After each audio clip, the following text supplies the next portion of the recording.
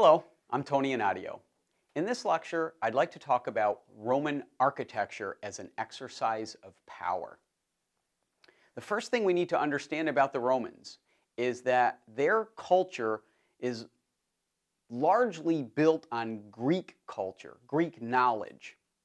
So many of the ideas that we saw in Greek architecture make their way into Roman architecture. However, the Romans also were innovators. In fact, much of what we associate with the Roman Empire is really a lot of adoption and adaptation.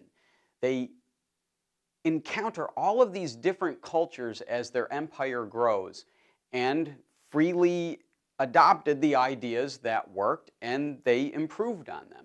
So we'll look at how the basic principles of architecture that they got from the Greeks worked for them and then the innovations that they added. But it wasn't just the Greeks. The Romans are probably best known for the arch.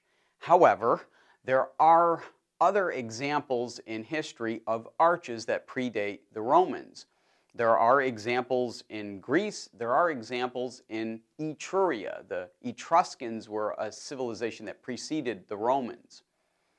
But the Romans are really associated with the arch because they took it and did things with it that no one else had done. They recognized its architectural strength. So what we'll do is we'll look at some general examples of Roman architecture as well as some very specific examples of Roman architecture. And we'll explore how those are used as an exercise of power. And once again, to point out that by an exercise of power, we mean art or architecture that is used to impose or to impress or to intimidate or to co-opt or deceive or exclude. Those sorts of things. Not just why architecture is very powerful, because it is very powerful. So let's look at a couple of examples.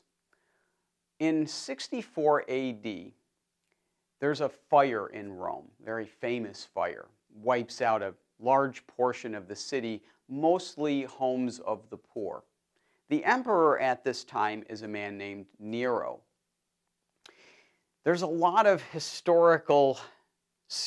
stories about Nero that famously Nero fiddled while Rome burned.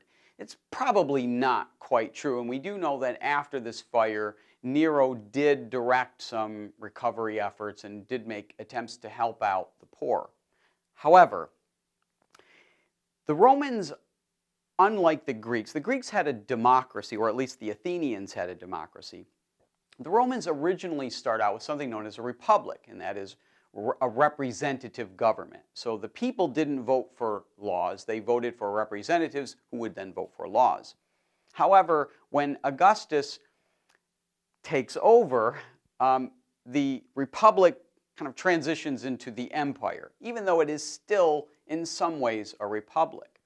The term republic, or res publica, means this kind of outdoor thing of ours. And when you live in southern Italy or even in the middle of Italy, it's pretty nice weather most of the year, so you spent most of your life outside. So there's this section of Rome that burns down, and normally an emperor might rebuild those homes for the poor. But Nero decides that he's going to take this land for himself. And on this site, he builds what was called the Domus Aurea, or the Golden Palace. It was this very opulent, even by Roman standards, and Romans were very, very opulent. This very opulent palace just for him. That was it. It wasn't, like the Palace of Versailles, which housed all of the aristocrats in France. Just for him. He also constructs this giant man-made lake, and at the head of the lake was a pedestal with a giant statue of Nero, known as a Colossus. So when you look at how Rome had been organized prior to this, this is a violation of those Roman principles, that Roman spirit. Okay, so what's also happening around this same time is that in Jerusalem, the Jews are revolting. Rome is a polytheistic society, and as they conquer other peoples, sometimes they adopted new gods, and of course many of the peoples that they conquer are also polytheistic. So it isn't a big deal to add another god to your collection. But if you are monotheistic, it is impossible to do this. And in the Judeo-Christian tradition as well, the first command, thou shalt not have any gods before me. So for them to worship Roman deities was a very big problem. And so the Jews begin revolting in Jerusalem. And while this is happening, the general who is in charge of these forces to put down this rebellion is a man named Vespasian. Well, Nero had run afoul of the Roman Senate, and they declare him a public enemy, which meant that anybody could kill him with impunity. And of course, Nero knows this. He knows he's about to be murdered or executed, and so he orders one of his slaves to slice his throat open so he would bleed to death. So in the aftermath of Nero, there are a succession of 3 emperors, Galba, Otho, and Vitellius. They rule for a total of a year and a half, and they are all executed. So in Jerusalem, Vespasian and his army gets wind of all of this. His army declares that he should be emperor, and they kind of proclaim him their emperor. He then marches on Rome. The Senate declares him emperor. Okay, so that's the backstory to the example I'm going to use. So you take this Domus Aurea in this man-made lake that Nero had took from the Roman people. Vespasian orders the lake to be drained, and on that site he orders the construction of an amphitheater. Today we use the word amphitheater to designate some sort of entertainment venue. But the Romans called it an amphitheater, A-M-P-H-I. And the prefix amphi means both, like an amphibian lives on land and water. An amphitheater was essentially 2 theaters. If you realize that a theater is the back of the stage and then the circular seating area, then you just take 2 of those and put it together. So you have an amphitheater, 2 theaters in one, and then you basically have an oval arena. So he orders this arena built on this site. It was known as the Flavian Amphitheater because his family name was Flavius. We know the building as the Colosseum, and it gets its name because many years later, the pedestal that had once had the Colossus of Nero on it was still there. So people kind of refer to it as the place of the Colossus or the Colosseum. So there's only one Colosseum, C-O-L-O-S-S-E-U-M, capitalized, and that's this one. Now, we also use that phrase as well today to describe venues of entertainment, a Colosseum. But the original Colosseum was just the one. Okay, so what Vespasian is essentially doing is he is saying, Nero took this land from you, I am giving it back. And in this arena, you have this type of entertainment that the Romans really enjoyed. It was blood sport. So you would have fights between animals and people. You would have executions of criminals. You would have gladiatorial combat, which could result in the death of one of the fighters. A bit gruesome to us, maybe, but for the Romans, this is popular mass entertainment. And even the seating arrangement is hierarchical, just like today. If you want to sit in the front row of a concert, it kind of helps if you have a lot of money and a lot of connections. And if you don't, then you sit in the nosebleed section. So that's pretty much how the Colosseum is organized. It's very hierarchical. Rome is a very hierarchical society. So even in that sense, it's kind of using the architecture to reinforce this structure of power within Rome. And then, of course, the entertainments are life and death, which sort of underscores the power of the Roman Empire, that it had the power of life and death over the people who were living in the empire. And of course, they treated it as entertainment. So this is an example of how architecture is used as an exercise of power. It doesn't always have to be negative. In this sense, for most of the Romans, this was a great venue of entertainment. Okay, so that's one example. But when we look at Roman architecture, apart from arches, one of the things that really makes their architecture different and innovative is the use of concrete. Now, concrete had been around for a while, but the Romans really understand it. They perfect it. So you take this mixture, and it can be molded into almost anything, and when it solidifies, it is basically a rock. So this gives them more options when it comes to architecture, because you can take stone and you can carve stone, but it's very, very time consuming. It's very expensive. However, with concrete, you can make a form and then repeat this over and over and over again, and the only time it takes is for the time to mix the cement and the time for the cement to dry. So it's a much more efficient, cost-effective way to build. And of course, the Romans begin using this in lots of innovative ways. The material itself is innovative, and it gives them a lot of advantages. So we'll look at one example, the Pantheon. The Pantheon is one of these buildings that features a number of innovations that really didn't exist before. So you have this public venue, and the term Pantheon, the prefix pan means all, like a pandemic means everybody gets sick. And theo means God.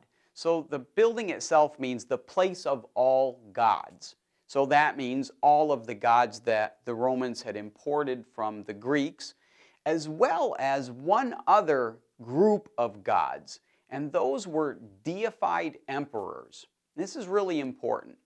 When Julius Caesar is assassinated in 44 BC, 2 years later, the Roman Senate declares that he was a god. In other words, they deify him. Now, Julius Caesar was not a Roman emperor. The first Roman emperor was the man who he bequeathed his power to, his great-nephew, a man who becomes known as Augustus Caesar. But this deification of Caesar had a precedent. In many Roman homes, there would be an area within the home where you would see a shrine to an ancestor, where they would kind of worship that ancestor as a deity in hopes of receiving blessings on their home. So there is a precedent for this. So in deifying Caesar, it sets in motion what will become known as the imperial cult or the cult of the emperor. So we can look at how Roman emperors themselves become deified. You had to be a good emperor. So Augustus, deified. His successor, Tiberius, not so much. There are places outside of Rome where they tried to treat him as a deity, but it didn't really hold. Caligula, no dice. Nero, no dice. Vespasian, yes. His son Titus, yes. His other son Domitian, no.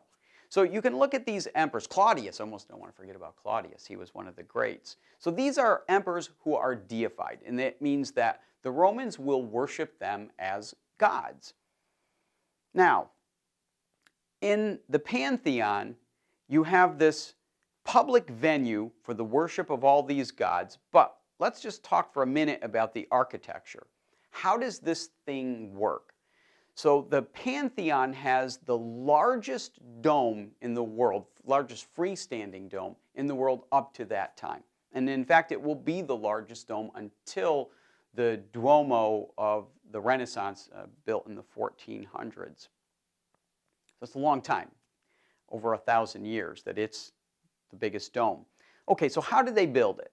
So you have this dome. There's about 145 feet in circumference from the top of the dome to the floor, and about the same in the width or the inner space of the building. So it's a circular building with a portico, a Greek portico on the front.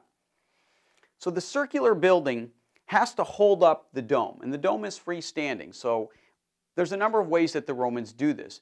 The walls of the Pantheon are up to 22 feet thick. So this dome is very heavy. It's made of concrete. So they would build these forms, they would pour the concrete into the forms, let it set, and then remove the forms.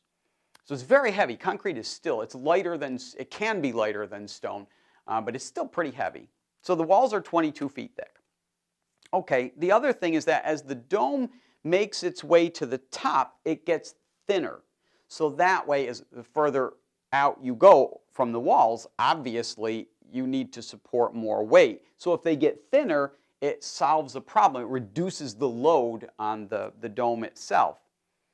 There's also a feature known as the oculus. There's a hole in the top of the dome. Now, of course, this lets in light, for one thing, which is a good thing, but also the top of the dome is where it's the weakest. So it just eliminated that space. It's about 27 feet in circumference. So that also makes it less weak, but it also lightens it as well. Then when you look at the concrete material, in the concrete they put these little sealed jugs. So you have a displacement of volume with something that is lighter than the cement, which makes it lighter, but it doesn't sap the integrity of the cement at all. So it's still structurally sound, but it's now also lighter. And then finally, if you look at the interior of the Pantheon, the ceiling has these features known as, we call it a coffered ceiling. So it's essentially making these hollow indentations into the ceiling, and that does two things. It acts as a kind of arch. Remember, if the force of gravity is pushing this way, you want to push back against it this way. So by making what is kind of a little bit of an arch, you can do that, and then it also removes material, which makes it even lighter and stronger. So all of those innovations go into this building, this Pantheon. That's another example of having the sort of power over nature. But when we look at this building as an exercise of political and religious power, we have to consider the cult of the emperor. So how does the cult of the emperor work? When Rome conquered peoples, I'm a bit oversimplifying this, but when Rome conquered these territories, they basically offered a deal. First, you had to acknowledge Rome's authority. Second, you'd have to pay tribute. Third, you'd have to provide men for the military. Fourth, you better keep order. And fifth, you need to worship the emperor, partake in the imperial cult. Now, if you did all of these things, then Rome would basically leave you in power. So if you were the leader of your people, you will remain the leader of your people. And if you did a really good job, then there might be additional advantages for you. There would be Roman citizenship. You might be able to make your way to the Senate. You could become a Roman senator, which brought great prestige to your family, to your people, and to you. But the cult of the emperor does a number of things for the empire. It provided some unity. You're dealing with all of these different peoples. They all have different deities. They all worship different deities. The cult of the emperor was the one thing they all had in common. It also brought some stability. You knew what to do with the cult of the emperor. There were certain sets of rituals, etc., so everybody knew what they were. It reinforced hierarchy. Rome is a very hierarchical civilization. And for the rest of the people, being part of the Roman Empire meant, receiving the grain ration. You'd celebrate Roman holidays, day off from work, wine, food, entertainments. They might build an arena in your town. So there were lots of benefits if Rome happened to conquer you. It wasn't all bad. And the cult of the emperor was one way that this worked. And so then you can look at this building, the Pantheon, and understand it as an exercise of power. There are, however, other examples of Roman architecture. So speak about them very generally. Any city that gets large enough has to deal with water. Now you can take water from a river, but rivers are used for lots of things, not just travel or irrigation for farmland. People dump things in them, and you probably don't want to drink river water. So people understood that you need a source of water. Now you can always dig a well, but not all well water is potable. It's not all you could die. In fact, the greatest killer in human history is water, waterborne diseases and floods and things like that. So water is always a problem. And especially if you bury your dead bodies decompose and they infiltrate the groundwater. So it's difficult to just drink groundwater. So one way that the Romans got around this was to build aqueducts. So they would find a source of fresh water, a mountain lake someplace, and they would build these sort of highways of water. And when you look at how they're constructed, of course they use arches, which reduces the amount of material that you need to build, and it also makes them stronger and lighter. So you take water from one source, and all you have to do is just slightly make an incline. Water will flow downhill at any slight pitch. So as long as the source and the destination were lower, then the water would continue to flow along the aqueducts. And so they could bring water from all around the city into the city. And they do this so efficiently that water is basically free for most citizens. There were plenty of public fountains where you could go and get water. And of course, if you're going to build an aqueduct and you're the emperor, you'll put your name on it. So you have the Claudian Aqueduct as one example. All right, so you have water. But one of the things that the Romans do with the water, apart from drinking it and using it to flush out waste, is they had this tradition known as the Roman baths. Bathing is hygienic, but swimming pools sometimes are not. So you have these buildings. They would construct these giant baths in which they would have different areas of pools, if you will, filled with water. And some of them would be cold, some of them would be warm, some of them would be hot. And the way that they heated the water was through something known as a hypocaust. So essentially they would build this space underneath the floor of the pool, and they would burn a fire and blow hot air underneath it, and then that would heat the water. Now, today we have pool filters and things like that. They didn't have those. So essentially you'd kind of run water in the bath and then run water out. And that was about as good as they could get it. So sometimes the baths became a little putrid. But nonetheless, they were places where you could not just take a bath, but the baths themselves were like spas. There would be libraries, there would be gymnasiums, there would be places to eat. And of course, people did their business and politics in the public baths. And of course, if you built one, you put your name on it. And the more lavish they were, the more your prestige would be increased. So you can look at how the Romans were able to use things like the baths to sort of bolster their own emperorship. But there are other buildings that sort of existed in Rome around what was known as the Roman Forum. So you have this outdoor space where you would have temples, government buildings, baths, places to eat, places where people lived, and so on, markets and all of that. So the Roman society is a very outdoor society. So the Roman Forum was really the place where sort of everything happened. There'd be roads and so on and so forth. So all of these things were a way for Rome to sort of demonstrate just how powerful it was. So you have a city like Rome, one of the first cities, I believe, to have 1 million inhabitants. I mean, that's a lot even to today to have 1 million inhabitants in a city. So the city itself had to be impressive and it had to work. So you have entertainments like the Colosseum, you have the Circus Maximus. So all of the things that we're familiar with today, Rome had. You can look at how they used cement. You can look at how they used arches and then marble. You can build a building out of almost anything.